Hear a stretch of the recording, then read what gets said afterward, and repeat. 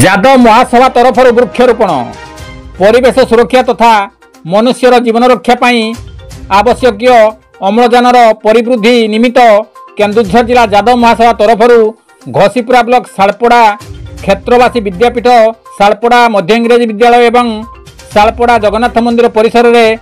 औषधीय तथा फल वृक्षरोपण कराई। जिला जादव महासभा जिला संयोजक दशरथ बारिक प्रत्यक्ष तत्वावधान एवं उपदेष्टा आचार्य दाशरथी प्रधान, क्षेत्रवासी महाकौर, उपसभापति प्रफुल्ल कुमार प्रधान,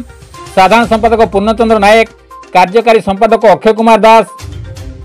संगठन संपादक प्रकृति मित्र रमाकांत प्रधान सक्रिय सहयोग में यह कार्यक्रम अनुष्ठित होता।